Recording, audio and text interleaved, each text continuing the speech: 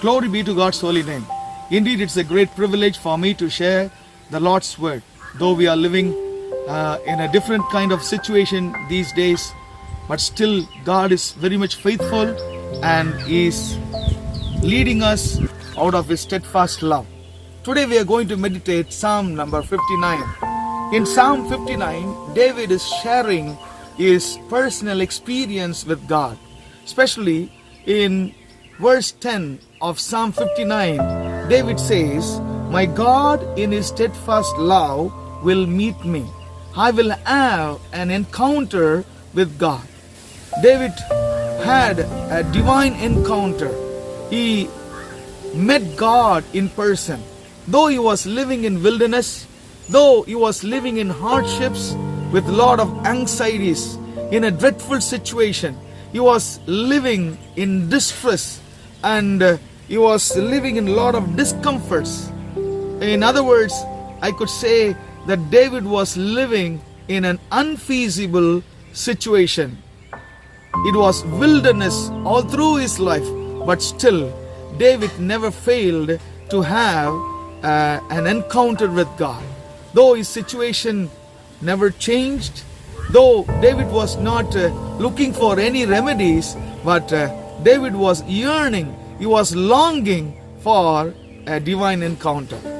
Dearly beloved, let us also yearn, long for a divine encounter. Let us always try to meet God and let us ask God's grace, God's favor, that God should meet us daily. In the scripture, you can see 4 saints, they met with God. They had a personal encounter with God. In the book of Genesis chapter 28, you can see Jacob, our forefather, had a divine encounter.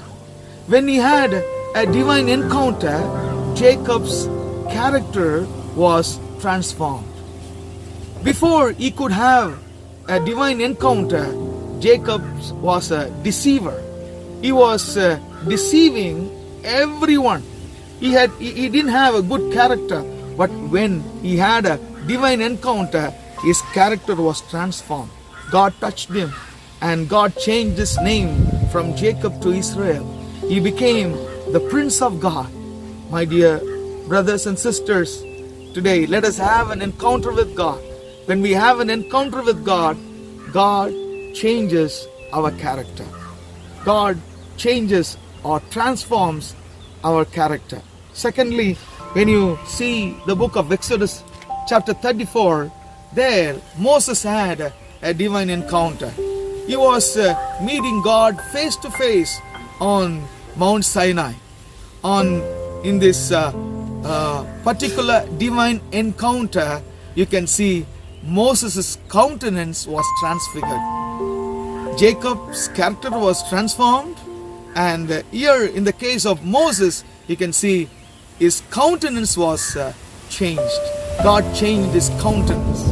Dearly beloved, when you have a divine encounter, or when you meet God, and when God meets you in person, during the time of your personal prayer, during the time of your Bible meditation, God meets you in person and changes your countenance and fills your countenance with His divine presence.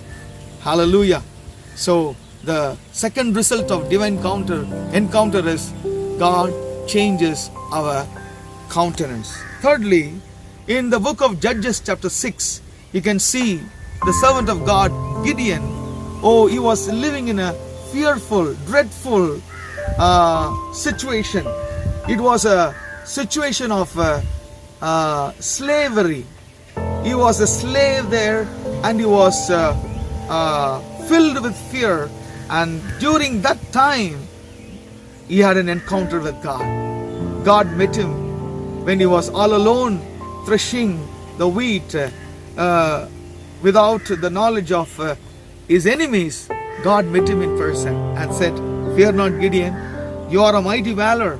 You are a mighty warrior. I am with you." Do you know what happened? His confidence was changed. Before he could have a divine encounter, he had a different kind of confidence, saying that he didn't have any confidence at all, saying that I am the least of all, and no help is coming towards me, and he thought that he was doomed. But when God met him, he gained a new confidence, and his confidence was transferred. During this pandemic crisis, dear brothers and sisters, what is your confidence, and on whom you have confidence? Let us put our confidence on Jesus Christ, and let us have an encounter. When you have an encounter, you will have a confidence that God will guide me, that God will give me victory. Lastly, you see the Apostle John, when he was all alone in the island of Patmos. The book of Revelation chapter 1 says, John the Apostle had a divine encounter with God. When he had a divine encounter, you know what happened?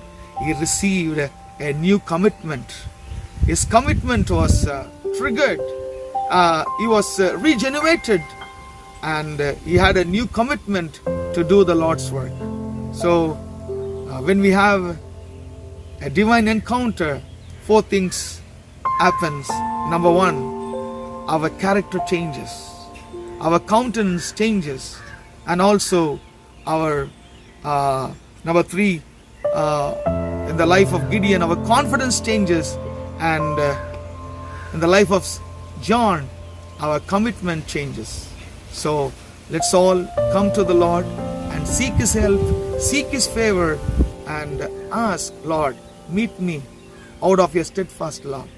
According to Psalm 59:10, Lord, meet me out of your steadfast love, and let me have this encounter, Lord. I want my character to be changed.